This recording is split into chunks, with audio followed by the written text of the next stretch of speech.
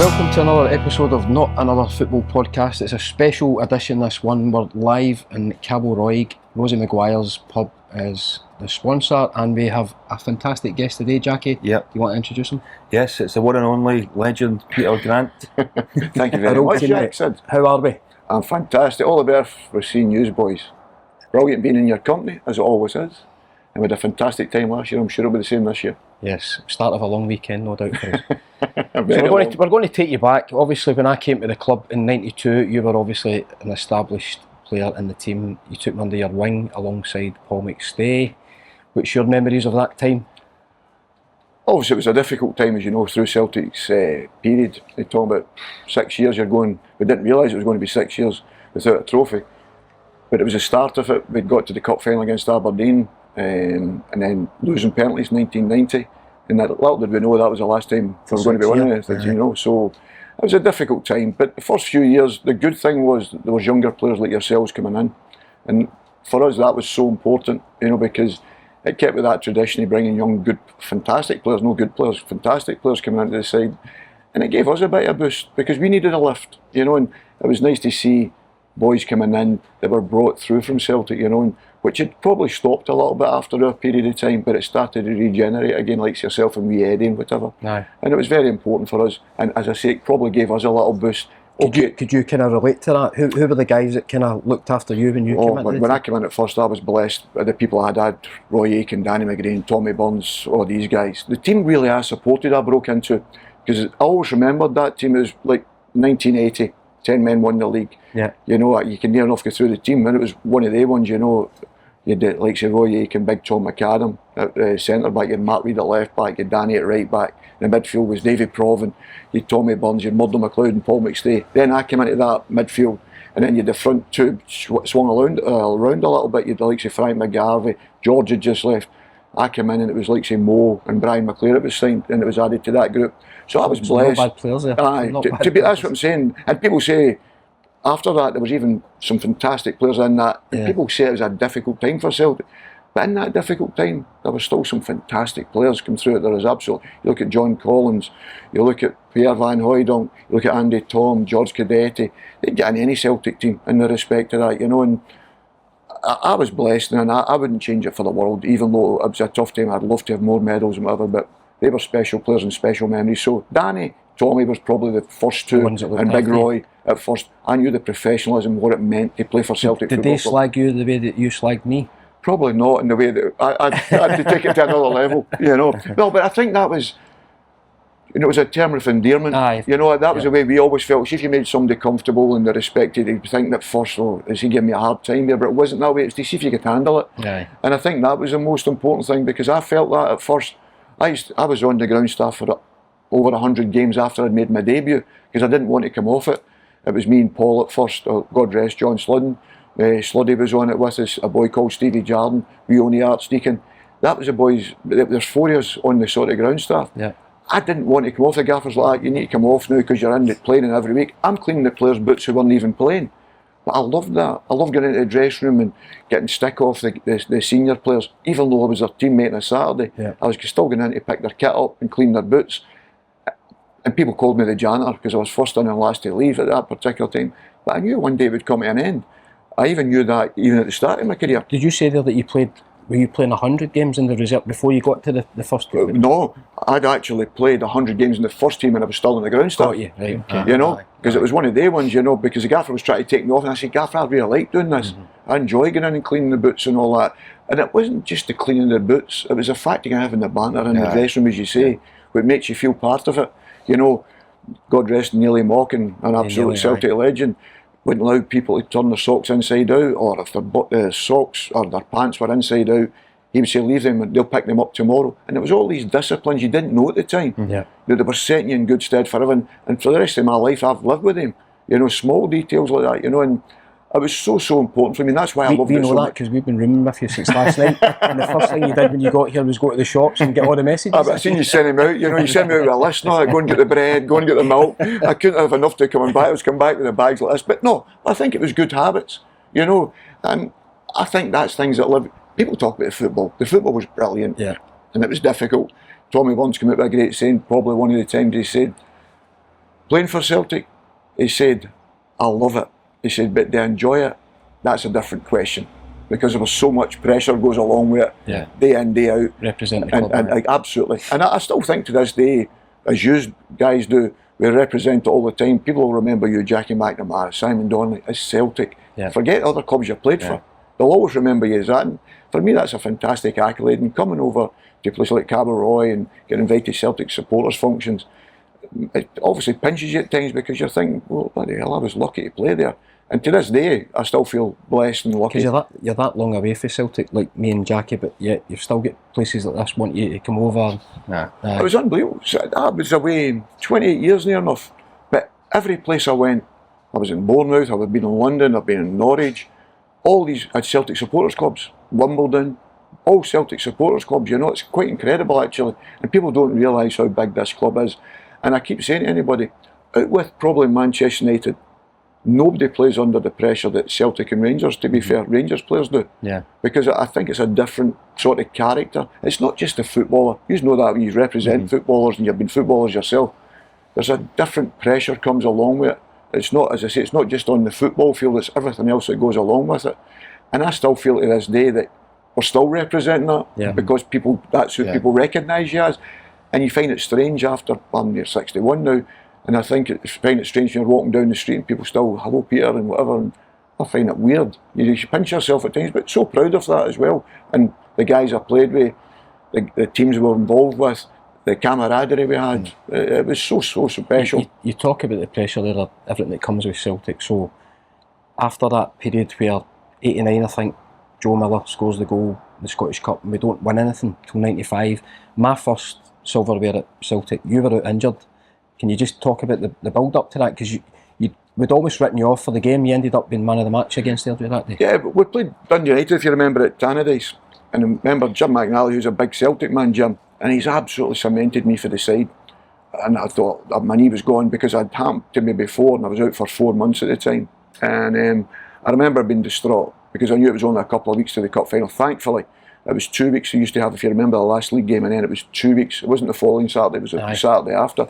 So that was it. Took us to absolutely. Italy. We went to Italy. But the funny thing was about Italy, if you remember, Fergus wouldn't pay the money for a training ground and we'd train on a roundabout. Aye. It was incredible. Beds and, absolutely. I know. But the funniest thing was, Tommy's tamed me, so I've got a caliper on. So I can't even straighten my leg. They said I'd be out for 4 months, so I'm distraught, I'm missing the cup final and whatever. So we go over to there, Italy. And I remember Brian Scott, the physio, who was a brilliant physio. Brian taking us across the road. You were training on the roundabout. And I went over to the water on the opposite side of the road. Brian dives in without testing it. And I thought he was going to have a heart attack. It was like ice water, he's diving in and he goes out the opposite side.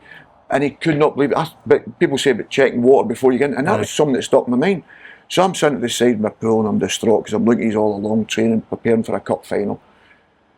Then we get back home and Tommy had only tamed me in the fact to keep in with the group. You know, we had a real fun time. So you still think you had no chance of playing at that point? Oh no, I was done. I was done. They told me 4 months. There was no way. And I knew I had the injury before. And I knew it was 4 months. But you know, you have some of these things in your mind, sometimes you're thinking, this is one game. And I'd always have in my mind, this is one game. If the gaffer gives me an opportunity, because I'd missed 2 cup finals prior, missed 1985, I'd missed the 88 cup final, they broke my foot, calf strain, and the 100th cup final was 1985. And then we got to the cup, and I'd played predominantly all the games. Then I missed this, and I'm thinking, in 86, the year we won the league, I'd missed probably 3 or 4 weeks prior to the St Mirren game. I got on the bench against Millwall prior to it. So you were thinking, am I going to miss this another one? This is unbelievable. Anytime there's going to be a big game, playing all the games building up, but I'm going to miss another one. But the bizarre thing it was about Tannadice was, I'm distraught, so I've been stretchered off. I'm in the room, as you remember, Tannadice was a small dressing room. The supporters, you could hear them outside. We'd played well that day, we'd won the game. I'm distraught, and I remember TB came in, never had a team talk after it. He never said a word. And I could see in his face, a bit ashen, I'm standing in my hands. And I remember looking up to him and I could see tears in his eyes. And this is bizarre. But the thing is, they said, right, we're going to take you back to the hospital. We need to take you to the hospital. I get down the stair, but Tommy's borrowed a car of someone. And I've gone down the stair, they've hookered me down the stair. I go down to, Tommy's in the driver's seat. And I'm like, what is that? And he's got the seat back next to him here. So that's lying back like a stretcher. He's like, in here. So I'm taking you to hospital. Uh-oh. So he drives me all the way down to Glasgow. I think it was a Bon Secure maybe at that particular time. So I get down there, and Tommy's in tears in the car, and I'm sobbing. I'm with my Celtic kit on in the car, and I'm sobbing. I said, I just can't believe it. He said, anybody but you. And because he knew what I'd been through. Because we were friends. Before he was a manager, I was very close to him. And Rosemary, God rest her, and Lorraine were very close and spoke every day. And we used to go on holiday and all this. But when he became the manager, I kind of stepped back. I spoke to him less than that 2 years than I'd done in my life. That night, I just thought I had to stop this, you know, because. And I phoned him one night to say it to him. I said, listen, we're great friends. He said, no, but you don't need to. I was like, you're the boss. I said, you're the gaffer, and I've got to give you that respect. But Lorraine and Rosemary still spoke every day, thankfully, because what happened was, after that, we went to see the hospital. The doctor says there's 4 months minimum. Your knee, you've done the ligament in your knee, 4 months. So I'm in pieces. I go home that night just distraught, and it was probably the lowest I've ever been in my life, because we'd went so long without winning a trophy. Now it's because I'd missed Wraith Rovers even. I know it was a bad day. I'd missed that through suspension. It's unthinkable nowadays with the success, but 6 years was long. Absolutely, it was massive. And you forget, probably there was only a couple of us had been that 6 years. Packy, Paul, myself. And I remember getting into the car, and Tommy takes us, but the reason was I get the opportunity to play in the cup final, believe it or not. Lorraine come up the side of the house, and I'm actually tackling the wall with a caliper on. And she comes by in the car and looks at me and says, what are you doing? And she came in the house and she gave me a hard time. I'm like, listen, this feels okay. And I phoned the gaffer, and I said to him, Gaffer, listen, you're not going to believe this. I've been tackling the wall today and I feel all right. And he's like, so he's by all accounts, he phoned Lorraine that night. He said, listen, we're going to let him train. We know he's going to fail. There's no chance. You know, all this sort of stuff. So the next day again, first time Tommy's doing an exercise, but it's going to show up my knee. So it was like side foot passing, and I could not even turn my leg to the side. So it was like side foot passing, but then you have to wrap it in, know that old one, you have to wrap it in, and if it catches on the outside of the foot, you're lost. So the first balls came in, I swear to God, it was like pulling teeth, and I'm like, oh, I better not make it, because I'm thinking to myself, I better not even grimace here. So I was all prepared in my mind. So after training, he says, how are you feeling? I said, great, feel good, aye, no bad at all. So that was fine. We were off the next day, so it gave me a little bit of time to settle down. I was in for treatment, a little bit to settle down. Phones Lorraine that night, said, listen, he's strong. You know, we're going to let him fail. He's going to turn up and say, I can't do this. You know, next day, again, done the exercise, and I went through training. So I could start saying, he said, how you feel? And I said, well, good, I feel good, yeah, like, you know. But he never gave me a definitive or nothing like this. But on the Thursday evening, he phones me at the house and he says, what are you thinking? And I knew if I went like, I feel all right, I feel good or whatever, I went like, I feel brilliant, I'm ready, I'm fit. He went, okay, you're playing. He said, I'm going to name the team tomorrow and you're playing. And I went, that's good enough for me. I said, I won't let you down. I said, I wouldn't do that to you. I said, I'll not let you down. In my heart of hearts, I was a wee bit worried, concerned, you know, because I don't know, you get a tackle on the first minute, any as good. And I was concerned. And to be fair, Scotty done brilliant. I don't know if you ever watched a team line-up, when we go out and we've got the tracksuit tops on, you look at my leg's like as if it's in a stookie. Scotty's put all this tape on, but I could not even bend it. But this was a false ligament, that's what they were doing. They were putting a false ligament on it. I could not even bend my leg. I mean, not bend it. There's a part, sorry to interrupt, there's a part in that game though, near the end, I think, that you track back and see just all the build-up that you're talking about there. So I didn't know about that. So the build-up, that just epitomised everything. You were giving everything, you were leaving everything on the pitch. I remember Alan Lawrence, Nipper, and Nipper was very quick, obviously, and he's right through, and I don't know what, something's happened at the back line. I've got back in and got the tackle. So I get the tackle and I hook the ball away, but that's my knee opened up again. So for 2.5 months, 3 months, I could not even get in the car. That's how fragile the knee was. But I couldn't get in the car after that. I couldn't even bend my knee. But I can still say to this day, I genuinely believe, because I'd missed cup finals and Big Billy and that were very good with me. But they'd take it to the last minute and then they'd take me along, sit down and say, you know you're not fit. And I'd say, I know. And I'd be distraught. Tommy gave me the opportunity to play. He knew how much it meant to me to play. And I'd say to this day, I don't think any other manager would have given me that opportunity to do that. He was desperate for me to play and I was desperate to play. But I think he knew, he'd lived. He was a teammate of mine and a pal of mine, and he'd seen the pain I'd went through and the cup finals I'd missed and whatever. and he thought to himself, I'm going to give him that opportunity. Maybe it was worth it, and he felt it was worth it. And hopefully, on the day, it was worth it. It wasn't the greatest game, as you know, but a long shot. They won it 1-0. But you see at the end of the game, people see the tears. That's my lasting memory of that. So that's my first bit of success. I'm 19 at the time, but that's when people ask me about the 95, it's yourself, Paul McStay, Tommy Burns, Billy Stark.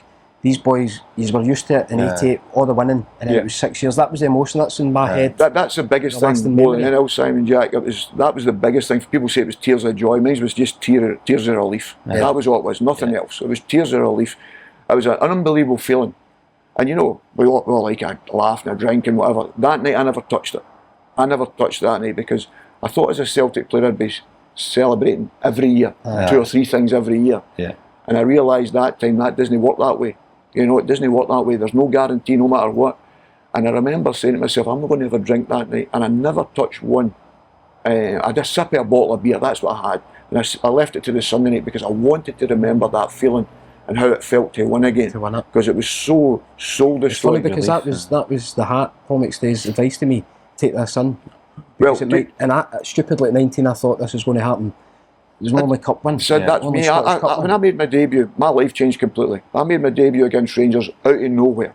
I made my debut at Ibrox, and my life changed completely. The next day you go out in the street, and I don't know if it's just because it was against Rangers I made my debut, but your life had changed. You're walking down the street and people know who you are, and you can't go on public transport again. You need to do this. I mean, never had any cars or that at that particular time. How your life changed.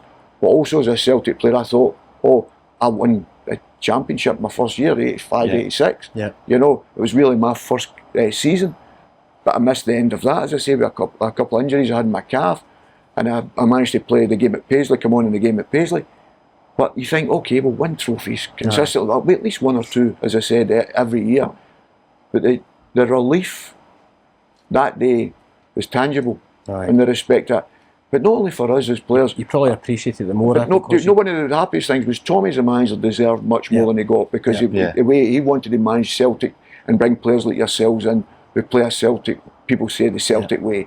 You know, attacking fullback, strikers who've got that wee bit of guile, all that sort of stuff. He wanted all that midfield players who could pass forward but do their job. You'd work hard as a team. Why you look at us too when you're talking about that, the guile? Exactly, I wasn't talking about me there, that's for sure.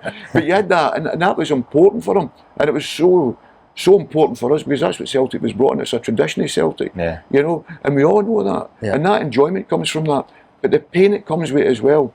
And that's why I think that particular day, I always remember, it's quite weird actually. I didn't feel it for myself, surprisingly. I felt it for Paul, who was my roommate for nearly 14 years. Skipper.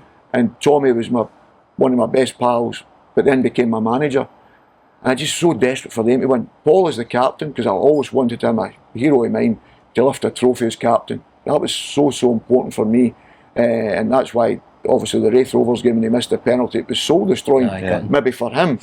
But it was soul destroying for me because I know how much it meant to him and we'd been pals for so long, whatever. So that cup final that day was special for that. Tommy as a manager, and it was just unfortunate we lost 1 game in the league and we don't win the league. So I want to touch on that. So obviously 95 was the Scottish Cup win, and then obviously TB brings in the boys, like Van Hooijdonk was the first one, Andy Tom, Di Canio, George Cadet. That was, for me, I was lucky enough to win the league in 98, but that for me was one of the most exciting teams I played in that year. You're talking about the one defeat, too many draws obviously. But I never lost a game. That's right, Jack, that's right. And it's quite bizarre because I was excited going to the games as a player. I felt like a punter going to the games again. You know, I was driving along the London road as we did, and we went into the old school and parked our cars, and the punters were outside. We were the only team, you know, it's only Celtic team that's ever got a standing ovation at the end of the season for winning nothing. Winning nothing at all. But I still think that was Tommy set the ball rolling for what's happening now. That's what I feel, genuinely. You know, there was a lot of work to be done, but I genuinely felt at that particular time he set the ball rolling. This is the Celtic traditions. This is what's expected of you when you play at Celtic Football Club. Exciting football. You have to win trophies. You have to excite the fans. You have to have shots and target. You have to get crosses in. You have to go and tackle. All these things. And he tried to bring. And it shows you. You talk about the guys that came. They were all fantastic. Di Canio excited me turning up to play along with him. even though he was a screwless. Yeah. But he was unbelievable. I mean, you know, a roommate, Paul, Tommy shoved him to the side, Paul at my room. Did you end up with him at pre-season? Oh, unbelievable. He couldn't speak English, near could that. So it was a real difficult one.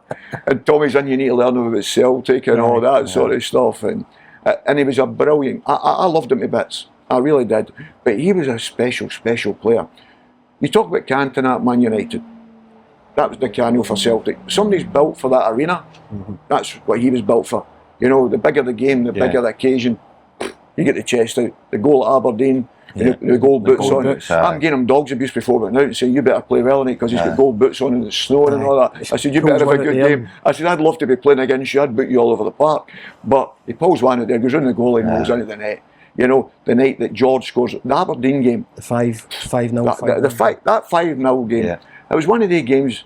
If you said everybody was above an 8 in that particular match, everybody played well above, you know, and it was a fantastic performance. But the noise in the stadium was unbelievable, even though part of it wasn't done. But the noise was unbelievable. Radio 5 gets blew off the airwaves when George scores his goal. And I just think that group had it. And I genuinely do. There were certain incidents happened. We're not getting into it because people talk about controversy this season. God almighty. You talk about controversies this season. I mean, George never played for 5 games. You know, and it was found to be proven because the man at SNL lost his job. But, so it was proven. But they were unbelievable. But you could sense the supporters. The biggest thing I always take for that particular season and that particular group is the fans were so excited to come and see the team. I think that's what they're watching because it was entertaining. That's what I'm saying. Like, I get as many Celtic supporters coming up to me talking about that season as I do when we won it 2 or 3 years later, because it's imprinted in their heads. It was exciting and good to watch. And I felt that playing in the team. 100%. That's what I'm saying. That's what I'm saying. I was turning up, and excited to go and play. The way I felt as a supporter coming to watch great Celtic teams, that's the way I felt as a player. I can't wait to get in here. How much are we going to win with? Sort of thing, you know. We drew a few games we shouldn't have drew. We obviously missed a few chances where certain incidents happened. But listen, that was meant to be. I'll no complain about it. I'd say people say, oh, but that decision, that. Listen, it was meant to be. And I have no complaints about that. That was my time there. And I'd love to win more trophies. But I had such a special bond with you guys, but the rest of the guys that I played along with, and I'm blessed to say they're still pals of mine now. That's the biggest thing that you built for that team. Even though we're a real good team, we're real good friends. We're real good friends. We'd fought with each other. We've seen it in the dressing room. People talk about the dressing room and arguments now. God almighty. If they'd only seen, good job there's no cameras nowadays. You know, in the respect to it, absolutely. The arguments, the fights. But it was forgot about. Within 2 seconds. If you remember, we used to come in with the bottles of beer as we come off the pitch. There was 6 crates of lager sitting. You take a bottle of beer and sit down and the manager's giving you dog's abuse. Now they're getting all these shakes and everything like that. But that built everything round about us. You know, I think that built everything round about us and made us the guys we are. And I also think it continues on to this day when you're in talking about, you're in amongst Celtic supporters, what you're representing, talking to them about it, the games they bring up. They talk about times, the periods, they talk about what about that year, and that fills me with pride, even though we never won things. I'd love to win more. And there's no getting away from that. People say, would you rather played poor and won things? For sure. I'd have loved to have more badges. But I don't think I could replace the time I had, or the feeling, the feeling I had, the enjoyment I had of playing with the guys. Everyone, I don't think I fought with people.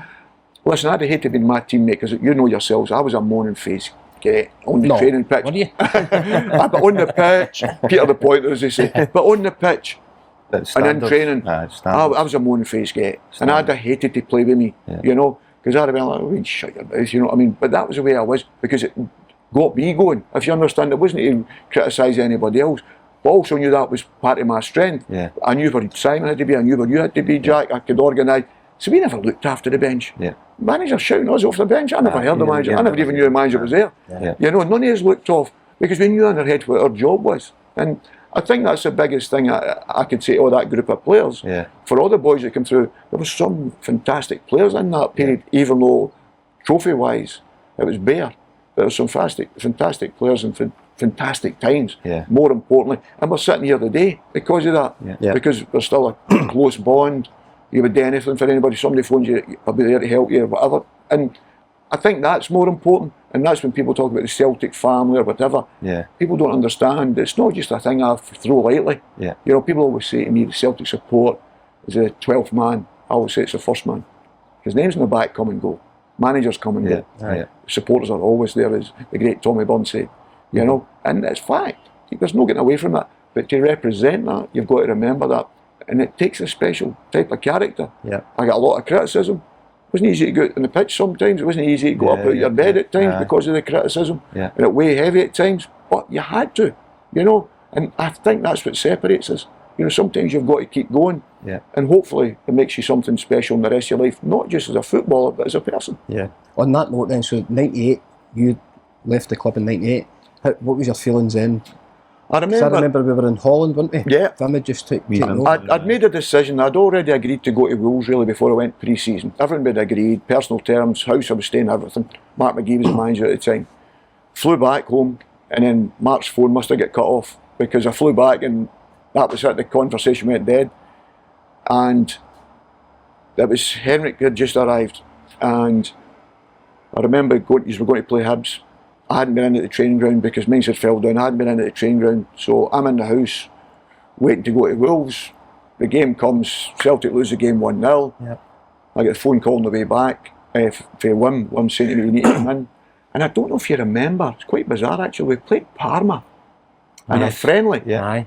Was that after the start? Aye, that was after the start. I remember the Parma game, but I didn't realise it was after the start of the season. And I played Parma, and he pulled me after, he said, I would like you to stay. I said, no. I said, I've made my mind up. Celtic need to move forward. You need to replace Peter Grant. I said, if Celtic, and I've already made my mind up. Yeah. But there was no Bosman ruling then. So Fergus was the usual, was wanting to hold on. He ended up getting about 400 grand for us. But after, in fact, it was a game said you scored the goal against St Johnstone.